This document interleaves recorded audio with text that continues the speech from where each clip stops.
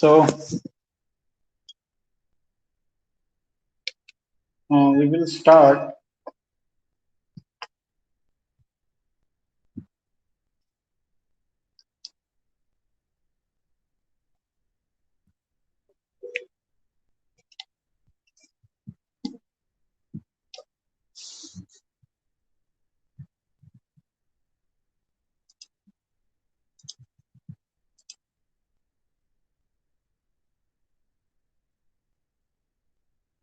Uh,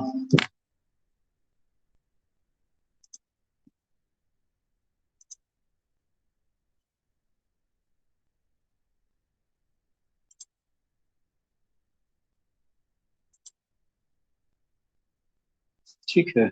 So today is the last class of this unit. ठीक है, unit 4 आज से finish हो जाएगा, and then we will go on to unit 5 and unit 6. ठीक है. So before proceeding, I want to ask if you have any problem, because I have given you the assignments, I have given you some practice questions. 4 units has been completed. If you have any sort of problem, any kind of difficulty if you are facing, you can ask or you can discuss it with me. Okay, so if you have any, you can ask, you can suggest or any suggestion regarding the teaching learning process, some feedbacks from you. I want, if you want to suggest any method that I should change or I should adopt while teaching, or is it good the way I am teaching? You tell me. Is there any need to do some changes? If you feel कोई change करने लायक है, मतलब कुछ teaching methodology में कोई दिक्कत है या फिर कुछ ऐसा सर नहीं, ऐसे नहीं, ऐसा होना चाहिए था. हाँ, Shahbaz, you are the regular student, so I can ask, that is, इसका आंसर आप ज्यादा बेहतर दे पाएंगे कि बाकी लोग को मेरे ख्याल से आते ही नहीं है, तो उनसे तो पूछने का फायदा नहीं. नो सर, सब परफेक्ट चल रहा है, सही है, समझ चल रहा में है, आ सही रहा चल रहा है, है। हाँ समझ में सर, चीजें आ रही हैं. ओके. हाँ sir. So even in case अगर आपको लगता है कि कोई कुछ ऐसी चीज होनी चाहिए जो चेंज होना चाहिए कि नहीं, ये चीज ऐसे नहीं ऐसे पढ़ाई जाए तो ज्यादा बेहतर रहेगा, तो I am always here to help. ठीक है. तो ठीक, बाकी ठीक है.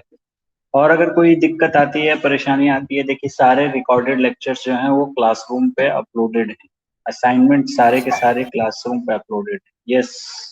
सर एक प्रॉब्लम है, मतलब ये जो हम लोग पढ़ रहे हैं, जो पीपीटी देख रहे हैं इसकी, अगर इसका सर एक्चुअल जो चीज़ पढ़ रहे हैं वो अगर दिखाते तो थोड़ा बेहतर रहता था और उस पे समझाते थे. एक्चुअल मतलब एनिमेशन टाइप और ये सब चीजें. ओके. जी सर. ओके, ठीक है. जैसे सर, यस. देखिए इसमें कोशिश ये की गई है कि मतलब ये तो खैर थोड़ा बहुत जितना पॉसिबल हो पाएगा वो तो आपका इसमें एक जो लैब वाला पार्ट है, ठीक है, उसमें आपका यही है ही. ठीक है, कि आपने जो अभी तक पढ़ा है, ठीक है, डिजाइन ऑफ मशीन एलिमेंट 1 और 2 मिला करके जितना भी पढ़ा है लैब में, वहां पर ये सारी चीजें अप्लाई होंगी. ठीक है. You have to design a gear box, you have to design a gear box, design gear. ठीक है. गियर बॉक्स आपको डिजाइन करना है. ठीक है, gear box. So in designing the gearbox, you have to design. Designing a gearbox means you have to design all the components in the gearbox, such as your bearings. Your bearings, आपकी bearing हो गई, shaft हो गई, ये सारी चीजें मैंने discuss भी की थी. Your what? Your keys हो गई, keys to connect shaft, gears हो गए. ठीक है. कपलिंग्स हो गई, ठीक है। So these type of things, ये चीज जब आपको, अभी तो आपने टुकड़ों में पढ़ा है, ठीक है, कि गियर कैसे डिजाइन किया जाता है, या फिर बियरिंग कैसे डिजाइन की जाती है, या फिर शाफ्ट कैसे डिजाइन की जाती है। अब उसको पूरा कैसे जोड़ना है, ठीक है ना, एक बड़ा मशीन कंपोनेंट जैसे गियर बॉक्स जैसा एक बड़ा मशीन कंपोनेंट, कॉम्प्लिकेटेड कंपोनेंट कैसे डिजाइन किया जाएगा, ठीक है। तो उसमें करना क्या है, कुछ नहीं भाई, उसमें ये सारे कंपोनेंट्स आपको एक साथ डिजाइन करना है, ठीक है। एक एक करके पूरे सारे के सारे कंपोनेंट्स अलग अलग डिजाइन नहीं करने, एक साथ डिजाइन किए जाएंगे, ठीक है। So that is the most you know application वाला पार्ट, जो है कि आपने कितना सीखा है इस सब्जेक्ट को, इस सब्जेक्ट को कितना समझा है, वो आपका उस प्रैक्टिकल की लैब में जो मिनी प्रोजेक्ट टाइप है, वो उसमें आपको समझ में आएगा, ठीक है। एंड वन मोर थिंग, अभी तो मैंने आपको डिजाइन बेस्ड अभी जो प्रोजेक्ट का डिजाइन तो दिया नहीं है कि प्रोजेक्ट आपको करना क्या है, ठीक है। उसमें जब मैं दूंगा तो वो ग्रुप में बटा हुआ है, 4 से 5 बच्चों के ग्रुप में है, और हर एक ग्रुप को एक प्रॉब्लम दी गई है, ठीक है। तो उसमें आपको सारे कंपोनेंट्स डिजाइन करने हैं, ठीक है। And then you have to make it. वैसे तो बनाना तो शीट होता था, शीट पे बनाना होता था, ठीक है। ए A2 शीट पे, मेरे ख्याल A2 या A1 शीट पे आपको बनाना होता था। But this time we do not have due to COVID situation, we are going to, you have to make it after calculation, after design calculation. You do not have to make it on sheets, you have to make it on what, कहाँ पर बनाएंगे आप, CAD file जमा करेंगे, ठीक है। Auto CAD पे आप बनाएंगे, ठीक है, ऑटो कैड पे आपको बनाना, ठीक है। सो ठीक, तो ये है भाई प्रोजेक्ट के रिगार्डिंग आपकी चीजें, कि प्रोजेक्ट के रिगार्डिंग ये सारी चीजें आपको करनी है। अभी आज या कल में मैं ये अपलोड भी कर दूंगा कि कौन कौन सा ग्रुप है, और कौन कौन किस किस ग्रुप में है, ठीक है। और फिर हम आप लोग काम करना शुरू कर दीजिए। And before the end of the semester, end of the teaching, you have to submit that report along with the CAD file, along with the CAD file. Okay, so ठीक है। आइए भाई, gear tooth failure, gear tooth failure की बात की जाए तो gear fail करते हैं, और मेनली कहाँ फेल करते हैं भाई, मेनली फेल करते हैं गियर जो होते हैं वो टूथ पे ही फेल करते हैं, ठीक है। टूथ वाला जो पार्ट होता है, वही जो दांत होते हैं निकले हुए, वही फेल करता है। बिकॉज सारा का सारा लोड और मूवमेंट और कांटेक्ट जो होता है वो टूथ पे ही होता है, टूथ पे ही होता है, ठीक है। तो उसके फेल होने के चांसेस ज्यादा होता है, इन जनरल यही फेल ही होता है, ठीक है ना, यही फेल ही होता है। And there are 5 types of failure that we study in gear tooth failure, ठीक है ना। गियर्स में 5 तरीके के फेलियर हम लोग पढ़ते हैं, ठीक है। By name, most of the failure you can tell me, you can know, it, its name is already suggestive कि ये किस चीज के बारे में बात कर रहा है। First one is abrasive, second one is corrosive, third one is initial pitting, and fourth one is destructive pitting, and last one is scoring. Scoring के बारे में शायद आपको ना पता हो, लेकिन बाकी इन चारों के बारे में आपने कभी ना कभी कहीं ना कहीं, और इसका नाम भी सजेस्टिव है काफी कि क्या है ये सब। So first of all I would like to know from your side what do you understand by abrasive wear. Abrasive wear के बारे में बताइए। एब्रेसिव वियर के बारे में कौन बता सकता है, बताएं भाई। आमिर मोमिन, अदील मलिक, भोजराज यादव, हितिक, मोहम्मद अमीन, मुगीज अंजुम, साहिल, शहबाज एंड वकास।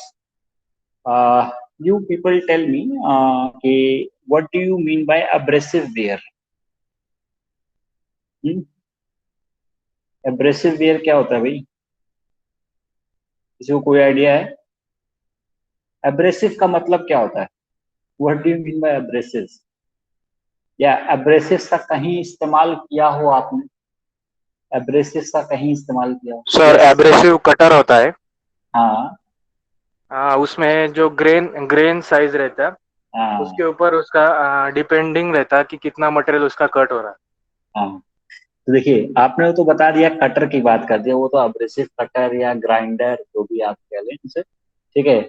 सो यहाँ पर गियर टूथ है, एब्रेसिव वियर के बारे में बात करेंगे तो क्या है ये एब्रेसिव वियर, क्या है?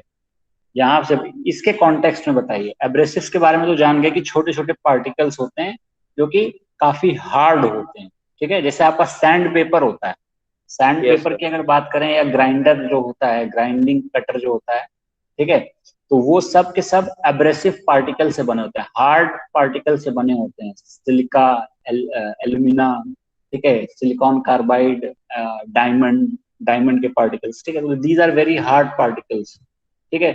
तो उनका छोटे छोटे फाइन पार्टिकल्स होते हैं, उनके जब वो किसी सरफेस के साथ टकराते हैं या रगड़ते हैं तो क्या होता है कि जो दूसरी सरफेस होती है उसको वो स्क्रैच करते हैं, स्क्रैच करते हैं, और स्क्रैच करके मटेरियल रिमूव कर देते हैं, ठीक है। तो यहाँ पर क्या होता है, गियर बॉक्स या गियर्स के केस में ये भी यही होता है। कोई भी मशीन कंपोनेंट ले लीजिए, ये बहुत कॉमन फेलियर है, हर मशीन कंपोनेंट में होता है, लेकिन हम यहाँ गियर की बात करें तो गियर से रिलेटेड ही बात करेंगे। तो गियर्स में क्या होता है कि गियर बॉक्स में जो गियर कॉन्टैक्ट्स में आते हैं, तो ऑब्वियस सी बात है, हो सकता है कि आपका फ्रिक्शन की वजह से जो आपका जो मेटल है, ठीक है, मेटल टू मेटल कांटेक्ट रहता है, तो मेटल टू मेटल कांटेक्ट की वजह से, जो फ्रिक्शन की वजह से आपका कुछ पार्टिकल्स जो हैं वो टूट जाएं, ठीक है ना, छोटे छोटे metal particles.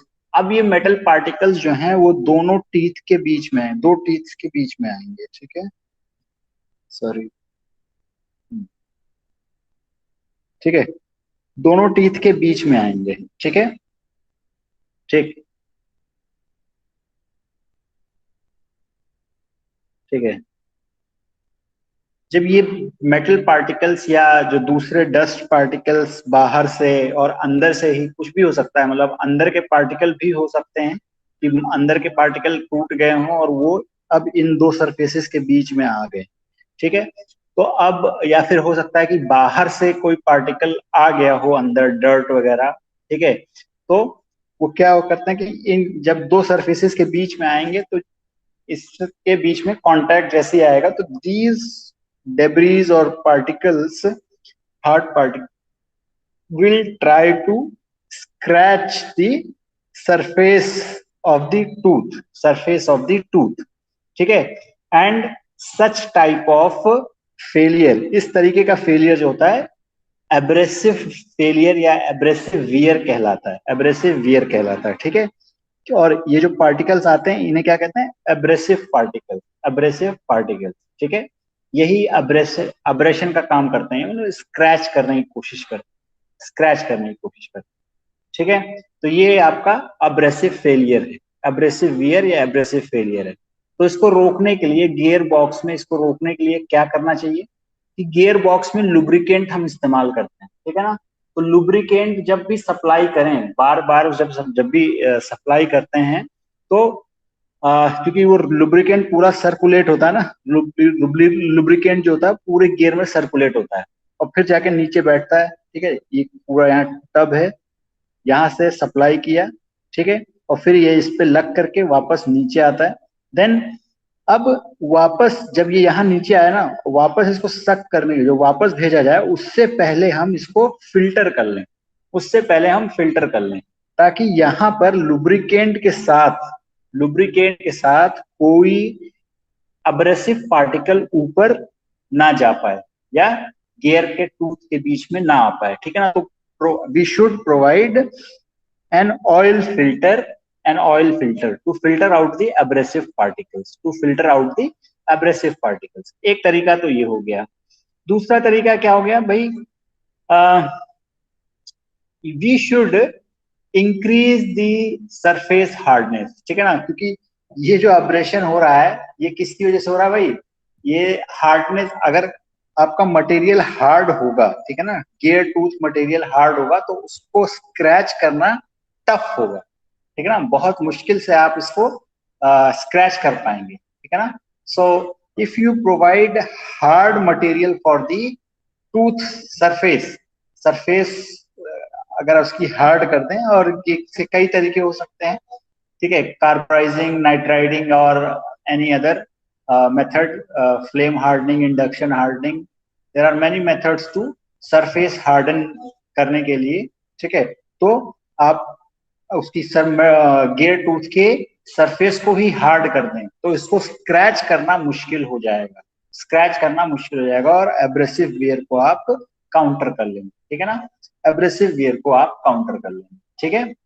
Okay, now the second last one is use of high viscosity oils, high viscosity oils, ठीक है। तो हाई विस्कोसिटी ऑयल्स यूज करने का ये रीजन होता है कि जब आप हाई विस्कोसिटी ऑयल यूज करते हैं, ठीक है ना, तो हाई विस्कोसिटी ऑयल जो होता है हमेशा स्टिक करते हैं, ठीक है, गियर टूथ के बीच में स्टिक करेंगे, और ये जो बीच बीच में कभी कभी ये जो डेब्रीज आ जा रही है, एब्रेसिव पार्टिकल्स आ जा रहे हैं, इनको गियर टूथ सरफेस से कांटेक्ट में आने ही नहीं देंगे, ठीक है ना, भले ही वो यहाँ पर रहे, ठीक है ना, पार्टिकल आपका रहे, लेकिन वो क्या करेगा कि एब्रेसिव पार्टिकल और गियर टूथ पार्टिकल को, गियर टूथ को आपस में कांटेक्ट में आने ही नहीं देंगे, एंड व्हेन जब कांटेक्ट ही नहीं होगा तो स्क्रैचिंग ही नहीं होगी, स्क्रैचिंग ही नहीं होगी, ठीक है, स्क्रैचिंग ही नहीं होगी, ठीक है। So we can use high viscosity oils to reduce the abrasive wear, ठीक है। Now second one is corrosive wear, corrosive wear, corrosive wear के बारे में बताइए, करोसिव वियर क्या होता है या क्या होता होगा आपके हिसाब से, बताएं भाई, what do you understand by corrosive wear?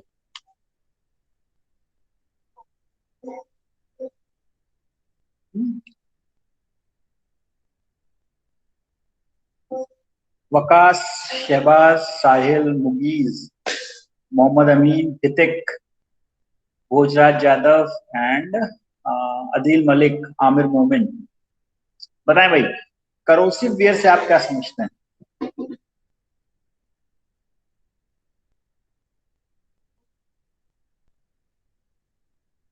Corrosive wear,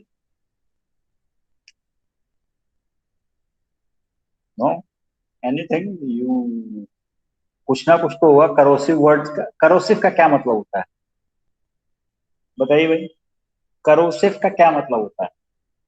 oxidation होता है सर वो, ऑक्सीडेशन होता है, ठीक है, ओके, समवॉट करेक्ट, उसकी वजह से एग्जैक्टली, होने वाला वियर। हाँ, तो देखिए होता क्या है कि सिर्फ ऑक्सीडेशन नहीं, केमिकल रिएक्शन अगर हो जाए, ठीक है ना, जरूरी नहीं है कि वो ऑक्सीडेशन रिएक्शन ही हो, ठीक है, अगर आप जो लुब्रिकेटिंग ऑयल यूज कर रहे हैं, ठीक है ना, उसमें असल में करते क्या है कि लुब्रिकेटिंग ऑयल्स की प्रॉपर्टी बढ़ाने के लिए we introduce some other particles, ठीक है ना, और other materials known as extreme pressure additives, extreme pressure additives, ठीक है। और कई बार ये जो एक्सट्रीम प्रेशर एडिटिव्स होते हैं ये बहुत ज्यादा रिएक्टिव होते हैं, रिएक्टिव होते हैं, ठीक है ना, तो वो मेटल के साथ रिएक्ट करना शुरू कर देते हैं, ठीक है ना, और जैसे ही रिएक्ट करेंगे तो मेटल की सरफेस को ये क्या करेंगे, डीके करने लगेंगे, ठीक है ना, ठीक, ठीक है। सो when you apply these use these extreme pressure additives, क्या होगा भाई, ये मेटल की सरफेस के साथ रिएक्ट करेंगे और क्या करेंगे, मेटल को डिग्रेड करना शुरू करेंगे, ठीक है ना, जंग लगना शुरू हो जाएगा, एक तरीके से आप कह सकते हैं, ठीक है। तो sometime this happens due to extreme pressure additives, extreme pressure additives, और कई बार हो सकता है कि आपने ऑयल की सीलिंग वगैरह सही से नहीं की, ठीक है ना, आपने अपने गियर बॉक्स की सील वगैरह प्रॉपर तरीके से सीलिंग नहीं की तो क्या होता है कि बाहर से कोई पार्टिकल आ गया और वो उसके साथ रिएक्ट कर जाता है, ठीक है ना, जो कि काफी रिएक्टिव होता है और फिर वो मटेरियल गियर के साथ रिएक्ट करना शुरू कर देता है, ठीक है।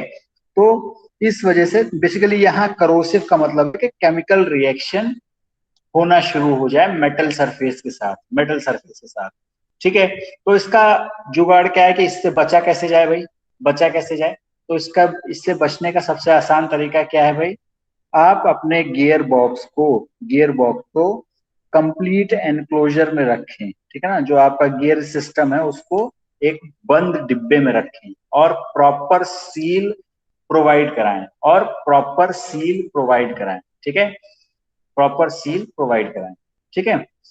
एंड दूसरा तरीका क्या है भाई, use proper proper pressure additives, adequate pressure additives आप यूज करें, मतलब जो भी आप pressure pressure additives, extreme pressure additives आप इस्तेमाल कर रहे हैं, ठीक है, आप हमेशा उसकी प्रॉपर्टीज ऐसे एक्सट्रीम प्रेशर एडिटिव्स आप इस्तेमाल करें जो कि बहुत कम रिएक्टिव हों, मतलब रिएक्ट बहुत ज्यादा ना करते हों, ठीक है। They should be such that they are not very reactive, ठीक है ना। तो आप ऐसे एक्सट्रीम प्रेशर एडिटिव्स का इस्तेमाल करें, ऐसे एक्सट्रीम प्रेशर एडिटिव्स का इस्तेमाल करें। अच्छा, ठीक है, ओके। और तीसरा तरीका क्या है भाई, आप अपने लुब्रिकेटिंग ऑयल को टाइम टू टाइम बदलते रहें, टाइम टू टाइम बदलते रहें। इसका सबसे बढ़िया एग्जांपल है कि आप बाइक या कार जो भी आप इस्तेमाल करते हो, तो जब सर्विस कराने जाते हैं तो आप जो मोटर ऑयल होता है या इंजन ऑयल होता है, आप 6 महीने 1 साल पे बदलवाते रहते हैं, ठीक है ना, मोर और लेस 6 महीने पे आप बदलवाते हैं, या आप बहुत ज्यादा रेगुलर इस्तेमाल कर रहे हैं, बहुत ज्यादा रफ यूज कर रहे हैं, तो और जल्दी बदलवाते हैं during the servicing of your vehicle, ठीक है। तो वो इसीलिए करवाया जाता है, ठीक है ना, क्योंकि वो अपनी प्रॉपर इतना ज्यादा चल चुका होता है, ठीक है ना, इतनी ज्यादा, क्योंकि इंजन में बहुत ज्यादा हीट जनरेट होती है और ये सब चीजें होती हैं, तो इसमें यही होता है कि आपका जो स्टार्टिंग में जो आपने लुब्रिकेटिंग ऑयल या इंजन ऑयल डाला था, वो अब अपनी प्रॉपर्टी 3 महीने बाद या 6 महीने बाद वो प्रॉपर्टीज रिटेन नहीं कर पाता है, ठीक है ना, and in that case you have to replace your lubricant, ठीक है, ठीक। तो ये चीज आप रेगुलर इंटरवल, इसीलिए कहा जाता है कि आप अपना लुब्रिकेटिंग ऑयल जो है वो रेगुलर इंटरवल पे बदलवाते रहें, है ना, बहुत जरूरी है। और longevity of your vehicle, longevity of your vehicle, ठीक है, इतनी बात समझ में आ रही है, ठीक। इसमें एक चीज मैं आप लोगों से जानना चाहता हूँ कि ये जो एक्सट्रीम प्रेशर एडिटिव्स वर्ड इस्तेमाल किया गया है, इसका काम क्या होता है, इसका काम क्या होता है, एक्सट्रीम प्रेशर एडिटिव्स का काम क्या होता है, बताएं भाई, ये एक्सट्रीम प्रेशर एडिटिव्स इस्तेमाल क्यों करते हैं हम लोग?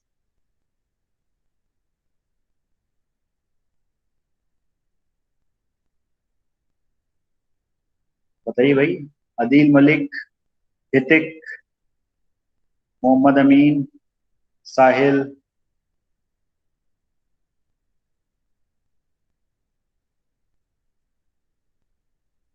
Waqas, are you there mister Waqas? Waqas, yes, हाँ, yes, I am asking something. Sir, it is used where the high pressure is there. Yes, With the high pressure. हाँ, तो ये बेसिकली होता क्या है कि आपको इसका एक सबसे बढ़िया एग्जांपल देता हूँ लुब्रिकेटिंग ऑयल के केस में। आपके घर में, पता नहीं आप लोगों ने देखा है कि नहीं देखा है, सिलाई मशीन आप सभी के घर में है, ठीक है, आई होप कि सभी के घर में सिलाई मशीन है, या फिर क्या नाम है, देखी तो सब नहीं होगी, देखी तो सब नहीं होगी, ठीक है। तो घरों में जो सिलाई मशीन होती है उसमें जो ऑयल, लुब्रिकेटिंग ऑयल डाला जाता है, ठीक है, उसकी थिकनेस या उसकी विस्कोसिटी अगर आप देखें तो बहुत कम होती है, ठीक है। और यही अगर आप ट्रक वगैरह या फिर हैवी मशीनरी में जो लुब्रिकेटिंग ऑयल इस्तेमाल होता है, हैवी मशीनरी में जो लुब्रिकेटिंग ऑयल इस्तेमाल होता है, उसकी विस्कोसिटी देखेंगे तो बहुत ज्यादा होती है, बहुत ज्यादा होती है, ठीक है। तो फर्क क्यों आ रहा है, ठीक है, फर्क यही आ रहा है कि सिलाई मशीन जो होती है वहां पर आपका जो लोड होता है या कह लीजिए जो प्रेशर होता है, वर्किंग लोड या कांटेक्ट प्रेशर जो होता है वो बहुत कम होता है, ठीक है। तो ये जो लेस विस्कोसिटी ऑयल्स होते हैं ये बहुत ज्यादा इफेक्ट नहीं करते हैं, मतलब वो स्टिक करेंगे, ठीक है ना, ठीक है। ये आपका गियर टूथ है, ठीक है। तो जब लो लो लोड होगा तो लो विस्कोसिटी ऑयल भी यहाँ टिका रहेगा, यहाँ टिका रहेगा। लेकिन अगर आपका लोड इंक्रीज कर जाए और आप लो विस्कोसिटी ऑयल इस्तेमाल करते रहें तो आपका लुब्रिकेंट जो है यहाँ पर रुकेगा ही नहीं, रुकेगा ही नहीं, ठीक है। और ये यहाँ से निकल जाएगा एंड मेटल, ये दोनों मेटल सरफेसेस आपस में कांटेक्ट में आ जाएंगे। और जब कांटेक्ट में आएंगे तो क्या होगा, वियर होगा, ठीक है, फ्रिक्शन की वजह से वियर होगा, ठीक है ना, घिसेंगे आपस में एक दूसरे से, ठीक है ना। And that we do not want, ठीक है। तो इसीलिए हम हायर विस्कोसिटी लुब्रिकेंट्स इस्तेमाल करते हैं एट हायर लोड और हायर प्रेशर्स, ठीक है। तो अब यही प्रॉपर्टी बढ़ाने के लिए, इसी प्रॉपर्टी को एनहांस करने के लिए we add some materials known as extreme pressure additives, extreme pressure additives, ठीक है ना। these materials are known as extreme pressure additives, ठीक है, ताकि हमारा जो लुब्रिकेटिंग ऑयल है वो हाई प्रेशर में भी सही तरीके से काम कर सके, सही तरीके से काम कर सके, ठीक है, ठीक। Okay, now coming to the third type of failure and it is initial pitting. Initial pitting क्या होता है भाई, initial pitting, so it is a localized phenomena characterized by small pits at high spots, at high spots, ठीक है। these spots, sorry, these spots, spots लिख लीजिए, these spots continuously worn out and load is redistributed. It is caused by tooth profile, errors in tooth profile and surface irregularity and misalignment. Okay, so initial pitting क्या होता है तो इसको discuss करते हैं। पहली चीज तो ये कि जो इनिशियल फिटिंग होती है बेसिकली जब ये इन जनरल जब नया नया कंपोनेंट बन करके फर्स्ट टाइम जब आप इस्तेमाल करते हैं, फर्स्ट टाइम जब आप इस्तेमाल करते हैं तभी ये चीज होती है, क्योंकि नया नया कंपोनेंट आप लेकर के आते हैं तो अभी भी उस पर मशीनिंग मार्क और क्या नाम है कुछ चीजें मशीनिंग मार्क वगैरह रहती हैं, ठीक है ना, तो हाई स्पॉट्स बने ही रहते हैं, ठीक है। तो अभी वो परफेक्ट जब फर्स्ट टाइम आप यूज करेंगे तो वो जो मशीनिंग मार्क वगैरह जो या हाई स्पॉट्स होंगे ना, ठीक है ना, अगर आप सरफेस देखें तो सरफेस एकदम स्मूथ नहीं होगी उस पे।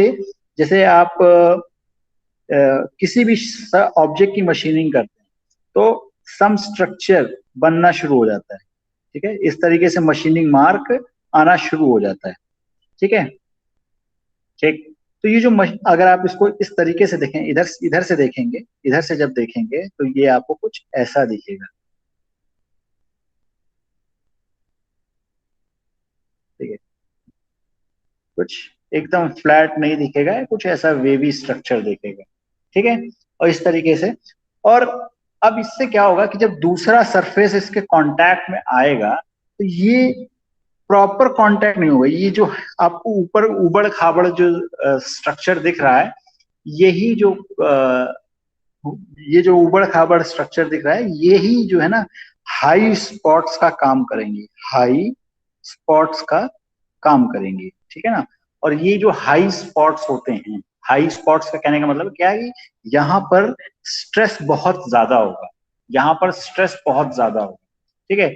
और जब स्ट्रेस ज्यादा होगा तो इनके फेलियर के बहुत चांसेस होंगे, ठीक है ना। तो ये टूटेंगे, ठीक है ना, टूटेंगे, और ये टूटना शुरू होंगे, और धीरे धीरे एकदम एक एक करके ये जब पूरा टूट जाएंगे तो ये सरफेस पूरी स्मूथ हो जाएगी, सरफेस ये पूरी स्मूथ हो जाएगी, ठीक है ना। तो ये इनिशियल फिटिंग जो है वो यही होती है कि जब नया नया कंपोनेंट आप इस्तेमाल करते हैं तो मशीनिंग की वजह से कुछ मार्क या कुछ टूथ प्रोफाइल में एरर, थोड़ी बहुत तो एरर रह ही जाती है, ठीक है ना। तो उसकी वजह से कुछ हाई स्पॉट्स जनरेट होते हैं, एंड दीज यस, अच्छा Waqas Raj has left meeting, these high spot, ये हाई स्पॉट्स पे बहुत ज्यादा स्ट्रेस रहता है, ठीक है ना।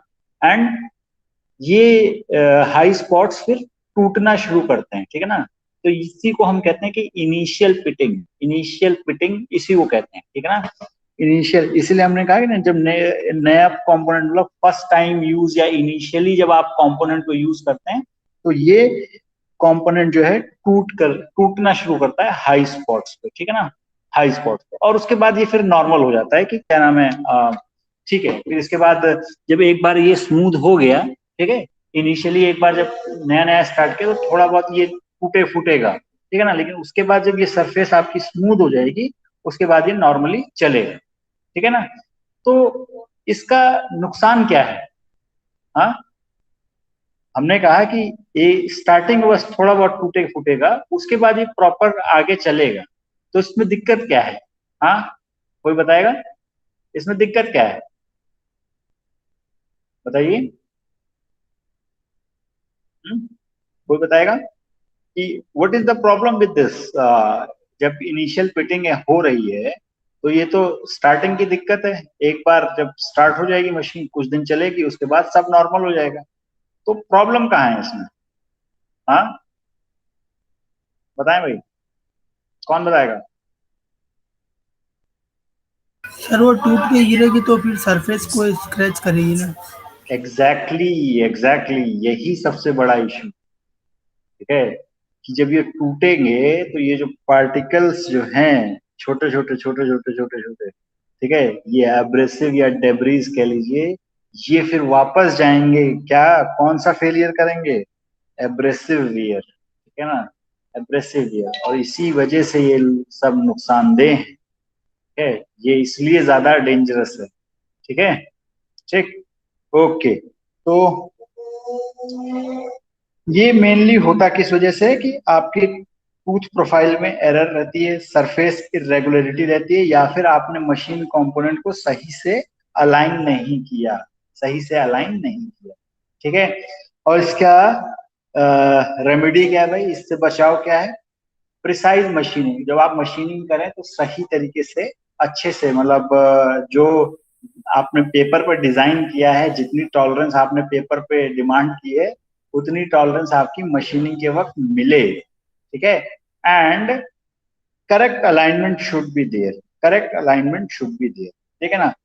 क्योंकि हाई स्पॉट्स कई बार होते इसलिए वजह से भी जनरेट होते हैं कि आप ऑब्जेक्ट सही है। और इसका बहुत सिंपल सा एक एग्जांपल दूं मैं, अगर ये एक सरफेस है, ठीक है, अगर इस पे बॉक्स को मुझे ऐसे रखना है, ठीक है, तो ये बॉक्स जैसे ही मैं इस पे ऐसे रखूंगा तो पूरा का पूरा सरफेस कांटेक्ट में, पूरा का पूरा सरफेस कांटेक्ट में, ठीक है। तो अभी सारा का सारा लोड जो है डिस्ट्रीब्यूटेड है। लेकिन एक तरीका और भी है भाई बॉक्स को रखने का, ठीक है, और वो ये है कि मैं इसको, इस बॉक्स को ऐसे रखूं, ठीक, ऐसे रख, ठीक है। तो अब क्या होगा कि सारा का सारा लोड जो है वो एक पर्टिकुलर जगह पे कंसंट्रेटेड, तो अब ये भी एक हाई स्पॉट क्रिएट होगी, तो एक ये भी वजह हो सकती है, ठीक है। तो एक ये भी वजह हो सकती है हाई स्पॉट इनिशियल फिटिंग या फिर हाई स्पॉट क्रिएट करने का, ठीक है ना, हाई स्पॉट क्रिएट करने का, ठीक है। तो that's why alignment is also very important, alignment is also very important, alignment is also very, ठीक है, अलाइनमेंट, ठीक, ओके। नाउ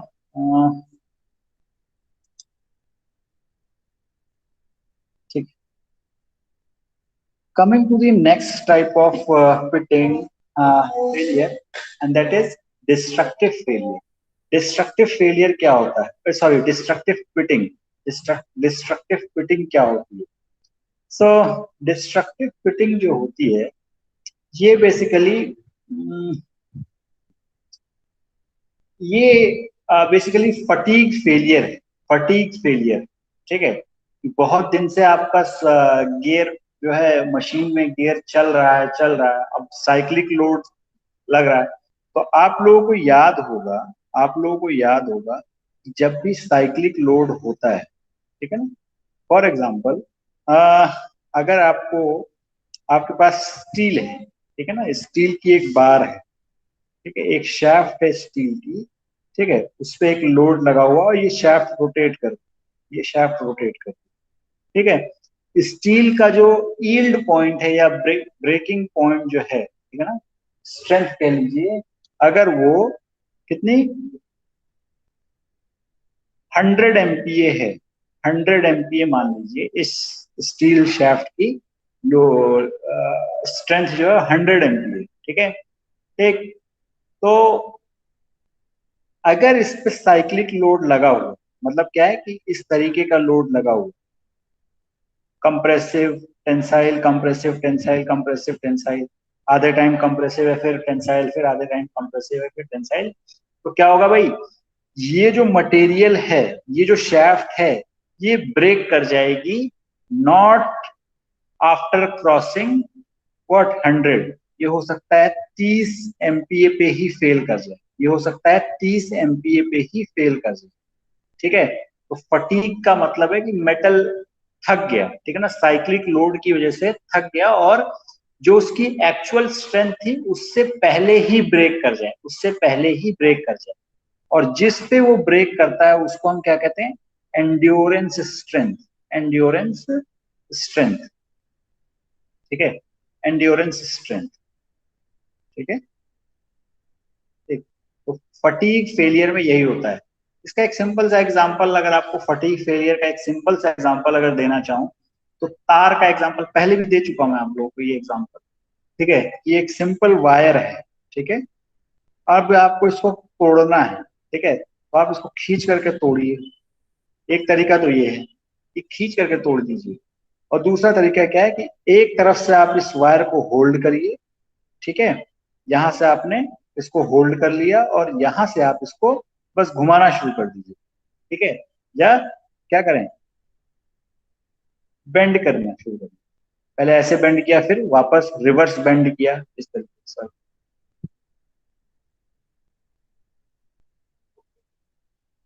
ऐसे बेंड किया, फिर इसको वापस ऐसे बेंड कर दिया, ठीक है, ऐसे बेंड कर दिया. तो आप देखेंगे कि इस तरीके से तो हो सकता है शायद आप इसे तोड़ भी ना पाए, लेकिन जब आप बार बार बेंड करना शुरू करेंगे, ठीक है ना, बेंड करना शुरू करेंगे, रिवर्स बेंडिंग करना शुरू करेंगे, तब क्या होगा कि आप देखेंगे कि बहुत आसानी से ये टूट जाए, ठीक है.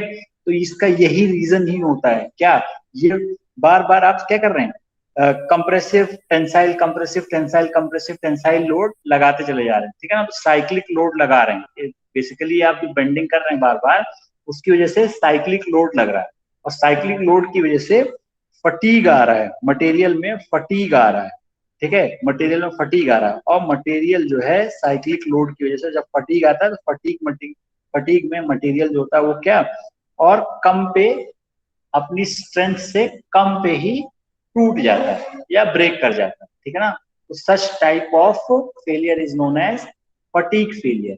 And in case of gears this thing happens, ठीक है, कि बार बार साइक्लिक लोड लगता है, ठीक है ना, साइक्लिक लोड लगता है, और क्या होता है कि आपका मटेरियल जो है, ठीक है, उसकी स्ट्रेंथ, तो एंड्योरेंस स्ट्रेंथ जो होती है वो कम होती चली जाती है विद, ठीक है, और फिर अचानक से ये आपका मटेरियल जो है ब्रेक कर जाता है, अचानक से आपका गियर ट्यूब जो होता है वो ब्रेक कर जाता है, and whole gear system fails, और ये ज्यादा डेंजरस है, ठीक है, क्योंकि ये सीधे एक बार में सब कुछ खत्म कर देता है, बस एक बार हो गया ये तो फिर आपका गियर बॉक्स जो है वो जाम, ठीक है, सीधे जाम होता है, ठीक है, सीधे जाम होता है, ठीक। ओके, नाउ तो इसका सलूशन क्या है भाई,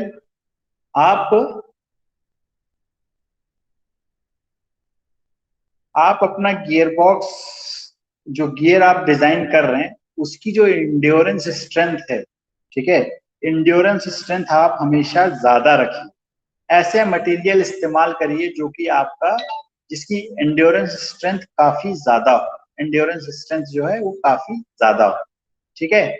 और दूसरा काम आप करें क्या कि ऐसे मटेरियल्स को इस्तेमाल करें जो कि हार्डनेस इनकी बहुत ज्यादा हो, हार्डनेस इसकी बहुत ज्यादा, ठीक है। सो इस पर्टिकुलर टॉपिक से रिलेटेड मैं आपको एक चीज सजेस्ट करता हूँ, and that is you go today, you go and look at SN diagram, revise the SN diagram, SN diagram, ठीक है, SN diagram and your what Goodman Soderberg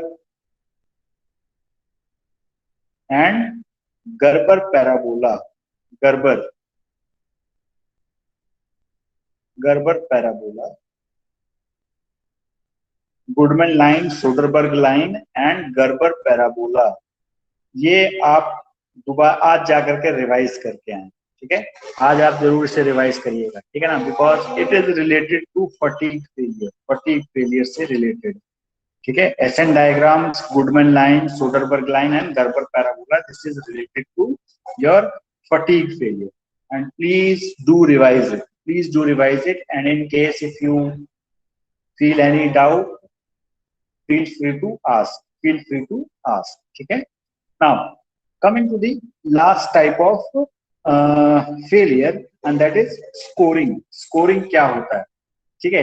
so scoring असल में होता क्या है कि आपका गियर टूथ चल रहा है, ठीक है ना, गियर चल रहा है तो गियर टूथ जो है आपस में कांटेक्ट में, ठीक है। तो जहां पे कांटेक्ट में होता है गियर जो होता है वो, जहां पर आपका कांटेक्ट में रहेगा वहां पर बहुत ज्यादा प्रेशर होगा, और जब बहुत ज्यादा प्रेशर होगा तो वहां फ्रिक्शन भी बहुत ज्यादा होगा, और जब फ्रिक्शन बहुत ज्यादा होगा तो क्या होगा, वहां पर हीटिंग होगी, ठीक है, हीटिंग होगी, ठीक। और जब हीटिंग होगी तो क्या होगा भाई, समटाइम्स ये हीटिंग इतनी ज्यादा हो जाती है कि क्या, जहां पे कांटेक्ट पॉइंट्स पे क्या होता है कि ये वाला जो पोर्शन, जो थोड़ा सा पोर्शन जो कांटेक्ट में रहता है वो क्या कर जाता है, मेल्ट कर जाता है, ठीक है, मेल्ट कर जाता है और वो चिपक जाता है, ठीक है, चिपक जाता है, एक दूसरे से कांटेक्ट सरफेस से चिपक जाते हैं। एंड क्या होता है कि अब जब ये चिपक गया, लेकिन आपका गियर तो भाई आप पावर तो दे ही रहे हैं सिस्टम को, गियर बॉक्स को, तो वो आगे मूव करेगा और ये इधर मूव करेगा, तो क्या होगा, ये वेल्डिंग हुई तो इसको ब्रेक करेगा, ब्रेक करेगा, ठीक है ना, इसको ब्रेक कर देगा, ठीक है। अब ये क्या होगा कि ये थोड़ा सा डिस्टर्बिंग होता है, ठीक है ना, कि वेल्डिंग होने के बाद आप उसको, तो बेसिकली आप किसी भी मेटल को वेल्ड करिए और तोड़ दीजिए, ठीक है ना, दो मेटल्स को आपने वेल्ड किया एंड यू ब्रेक इट, ठीक है। तो ये जो सरफेस आपको मिलेगी ये बहुत ही रफ सरफेस मिलेगी, रफ सरफेस मिलेगी, ठीक है, मटेरियल, इधर का मटेरियल उधर शिफ्ट हो जाए, ठीक है ना, तो खड्डा मिल जाएगा भाई एकदम। एक तरीके से आप देखिए कि जब ये ऐसा फिनोमिना होगा वेल्डिंग के बाद, जब ये टूटेगा तो हो सकता है आपको कुछ ऐसा, ये टूथ है, ठीक है, तो ये आपको हो सकता है कि यहाँ से खड्डा मिले, ठीक है, और यहाँ पर दूसरा वाला जो टूथ होगा उसमें आपको ये इस तरीके से मटेरियल इसमें निकल गया, ठीक है, ये खड्डा क्रिएट हो जाएगा, ठीक है। सो दिस इज हाउ ये आपका स्कोरिंग होता है। स्कोरिंग क्या होता है कि भाई जहां जिन सरफेसेस पे बहुत ज्यादा बेसिकली कॉन्टैक्ट सरफेसेस पे जब बहुत ज्यादा प्रेशर होता है और उसकी वजह से फ्रिक्शन बहुत ज्यादा होता है, एंड फ्रिक्शन की वजह से आपका क्या होता है, फ्रिक्शन की वजह से आपका हीट ज्यादा जनरेट होती है और sometimes this heat is so much that the metal gets melt होता है and the surfaces in contact gets welded, आपस में वेल्डिंग हो जाती है, जुड़ जाते हैं, ठीक है ना, जुड़ जाते हैं एंड जुड़ने के बाद वो शेयर ऑफ होते हैं, मतलब टूटते हैं, ठीक है ना। तो अब वो सरफेस को बिगाड़ देते हैं, सरफेस को बिगाड़ देते हैं, ठीक है ना। तो इसमें इसको स्टिक स्लिप फिनोमिना के नाम से भी जाना जाता है, ठीक है। पहले स्टिकिंग हुई देन स्लिपिंग हुई, ठीक है ना, स्टिक स्लिप फिनोमिना भी कहते हैं इसको, ठीक है, स्कोरिंग को, ठीक। तो इसका इलाज क्या है भाई? इसका इलाज यही है कि आप क्या करें भाई, हाँ, लुब्रिकेटिंग ऑयल बहुत अच्छे तरीके से इस्तेमाल करें, ठीक है ना, सही तरीके से इस्तेमाल करें, ठीक है ना। एक तो ये कि लुब्रिकेटिंग ऑयल जो है हमेशा इसके बीच में बना रहना चाहिए, कॉन्टैक्ट सरफेसेस के बीच में बना रहे, ताकि वेल्डिंग होने का चांस ना मिले, वेल्डिंग होने का चांस ना मिले, ठीक है। और दूसरा तरीका क्या है कि भाई जब टेम्परेचर आपको मालूम है कि ज्यादा हो ही रहा है, तो आप उसको गियर बॉक्स को ठंडा करने का इंतजाम करें, ठंडा करने का इंतजाम करें, ठीक है ना।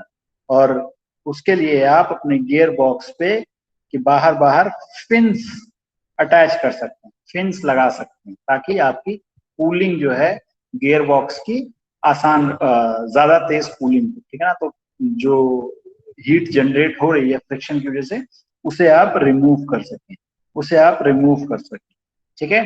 So this is all about the gear tooth failure. Now coming to the gear lubrication, gear lubrication. तो गियर लुब्रिकेशन की बात करें तो फर्स्ट टाइप के हम लोग गियर लुब्रिकेंट्स इस्तेमाल करते हैं, ठीक है। फर्स्ट क्या है, सॉलिड लुब्रिकेंट्स इस्तेमाल करते हैं, ठीक है, लिक्विड एंड सेमी सॉलिड, ठीक है, सेमी सॉलिड लुब्रिकेंट्स, ठीक है। सॉलिड का एक एग्जांपल है ग्रेफाइट, ठीक है, ग्रेफाइट। लिक्विड बहुत सारे हैं भाई, SAE-10, ठीक है, SAE-10, 20, 30, 40 जो भी आप अपनी गाड़ियों में इस्तेमाल करते हैं वो सब, ठीक है। सेमी सॉलिड का जो या सेमी लिक्विड का जो है आपका वो है ग्रीस, ग्रीस, ठीक है, ग्रीस, ठीक।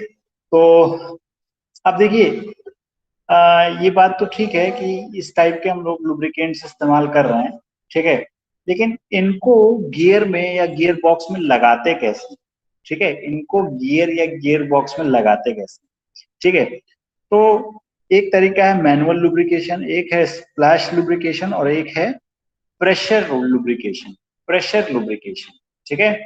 तो एक एक करके देखते हैं कि मैनुअल लुब्रिकेशन क्या होता है। मैनुअल लुब्रिकेशन से नाम से समझ में आ रहा है कि मैनुअली आप अप्लाई करते हैं, तो ये उन डिवाइसेस में या उन गियर बॉक्स में लगाया जाता है जो कि क्या बहुत स्लो चलते हैं, बहुत स्लो चलते हैं, ठीक है, बहुत ज्यादा स्लो चलते हैं। और मैनुअल लुब्रिकेशन में आप क्या करते हैं, अपने हाथ से ही आप ग्रीस वगैरह लगा देते हैं।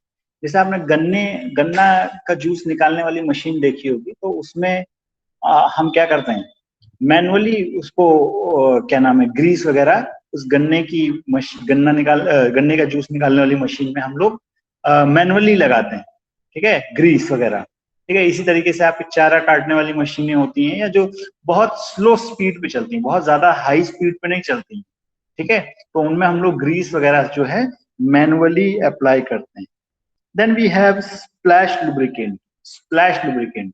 तो स्प्लैश लुब्रिकेंट क्या होता है कि जो थोड़ा सा moderate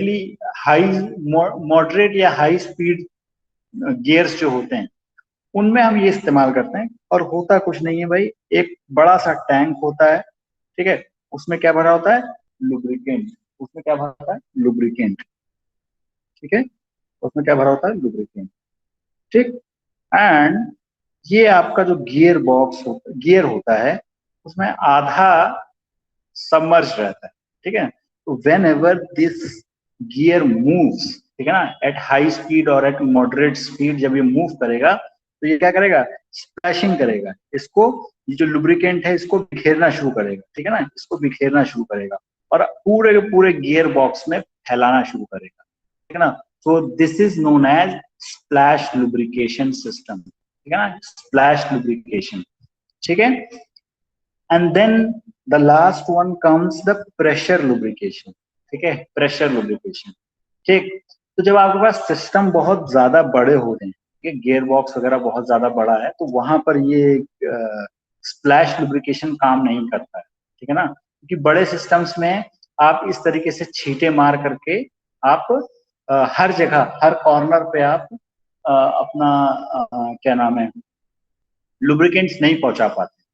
then what you do is आप एक पंप का इस्तेमाल करते हैं, ठीक है ना, एक पंप का इस्तेमाल करते हैं और क्या करते हैं कि पंप जो है लुब्रिकेंट को सक करता है, प्रेशराइज करता है और इधर से हर जगह पे स्प्रे करता है, हर जगह पे स्प्रे करता है, ठीक है ना, हर जगह गियर बॉक्स के अंदर हर जगह स्प्रे करता है, ठीक है। तो this is all about the application of manual application of gear lubrication के बारे में, ठीक है ना, गियर लुब्रिकेशन के बारे में, ठीक। अच्छा, इसमें एक चीज जानने वाली बात यह है कि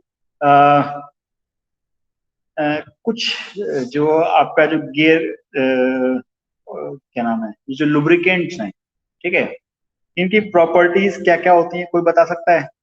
लुब्रिकेंट्स की प्रॉपर्टी थोड़ा सा बताइए, इंपॉर्टेंट प्रॉपर्टी क्या है, लुब्रिकेंट की इंपॉर्टेंट प्रॉपर्टी क्या है? Viscosity is the important property, very important property, ठीक है। और जैसे जैसे हम जो एक बात हमेशा याद रखिएगा कि जैसे जैसे हम हमारा गियर पे लोड बढ़ता चला जाता है या हमारे सिस्टम में लोड बढ़ता चला जाता है, वैसे वैसे हम हाई विस्कोसिटी, जैसे जैसे लोड बढ़ेगा, ठीक है, वैसे वैसे हमें high viscosity as load increases, हमें जो लुब्रिकेंट इस्तेमाल करना है उसकी विस्कोसिटी भी बढ़ानी होगी, उसकी विस्कोसिटी शुड बी हाई, उसकी विस्कोसिटी शुड बी हाई, ठीक है। And one more thing you always remember कि लिक्विड लुब्रिकेंट्स की जहां तक बात है, तो लिक्विड लुब्रिकेंट्स में आपकी जो विस्कोसिटी होती है, जैसे जैसे टेम्परेचर बढ़ता है वैसे वैसे विस्कोसिटी डिक्रीज करती है, वैसे वैसे विस्कोसिटी डिक्रीज करती है, ठीक है। तो ये दो चीजें आप हमेशा याद रखिए कि विस्कोसिटी जो है लिक्विड लुब्रिकेंट्स की विस्कोसिटी टेम्परेचर के साथ डिक्रीज करती है और जैसे जैसे लोड बढ़ेगा वैसे वैसे हमें हाई विस्कोसिटी लुब्रिकेंट इस्तेमाल करना होगा, ठीक है। और जब बहुत ज्यादा हाई लोड हो जाता है तो हम लुब्रिकेंट्स में एक्सट्रीम प्रेशर एडिटिव्स इस्तेमाल करते हैं, एक्सट्रीम प्रेशर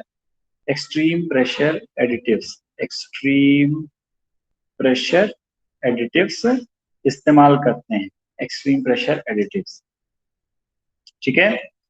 तो ये बात याद रहेगी, ठीक है, इज इट क्लियर? इसमें आपको कुछ चीज है जो पूछनी हो तो यू कैन आस्क। हाँ, टिल नाउ सॉलिड लुब्रिकेंट कहाँ यूज करते हैं? सॉलिड लुब्रिकेंट देखिए जो बहुत ज्यादा हैवी मशीनरी होती है जैसे पावर प्लांट वगैरह हो गए, ठीक है, तो इनकी शाफ्ट या जो जनरेटर वगैरह होते हैं इन पावर प्लांट्स में 200, 250, 500 मेगावाट के पावर प्लांट्स होते हैं, जनरेटर होते हैं, ठीक है ना, तो उसमें उसी हिसाब से बड़ी सी टरबाइन होती है, ठीक है ना, एक कमरे के बराबर जितने बड़े बड़े कमरों के बराबर जो क्लासरूम है आपके, उसके बराबर आपकी क्या नाम है शैफ्ट्स मिलती हैं, ठीक है ना। तो अब वहां पर लोड बहुत ज्यादा होता है, ठीक है ना, वहां पर लोड बहुत ज्यादा होता है, ठीक। तो क्या करते हैं कि वहां पर ये लिक्विड या सेमी लिक्विड जो लुब्रिकेंट्स हैं वो टिकेंगे ही नहीं, और श्योर वो वहां टिक ही नहीं सकते, ठीक है, क्योंकि वहां बहुत ज्यादा लोड हो जाता है, ठीक। तो वहां क्या करते हैं कि हम ग्रेफाइट है, ठीक है ना, तो ग्रेफाइट को पाउडर्ड फॉर्म में ग्रेफाइट को पाउडर्ड फॉर्म में पाउडर्ड फॉर्म में हम लोग ग्रेफाइट को इस्तेमाल करते हैं, ठीक है।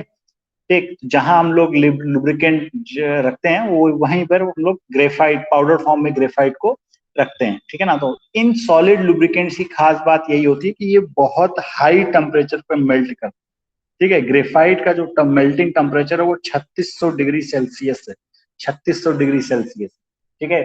सो यू कैन अज्यूम कि कितना हाई टेम्परेचर चाहिए होगा, ठीक है, इसको मेल्ट करने के लिए। तो दैट्स वाई वहां पर हम लोग सॉलिड लुब्रिकेंट्स इस्तेमाल करते हैं जहां बहुत ज्यादा हाई लोड होता है, ठीक है। Is it clear? ठीक, ओके, ठीक है। Thank you everyone. If you have any doubt you can ask, and if not you all are free to leave now. Thank you. Sir वो आपने बोला नहीं वो इसका कौन सा क्या कह रहे ऑडिट हैं? कोर्स डालना है सर? ओके, मैं आपको शाम तक बताता हूँ, अभी मेरे को भी पूछना पड़ेगा, ठीक है ना।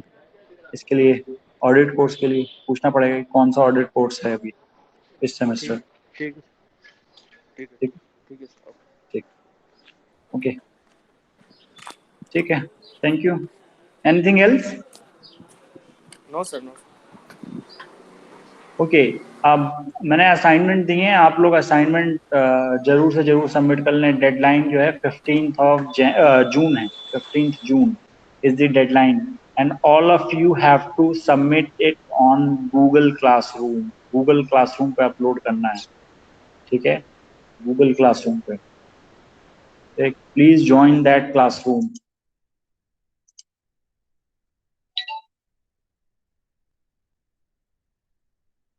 ठीक है, very few students have joined this classroom.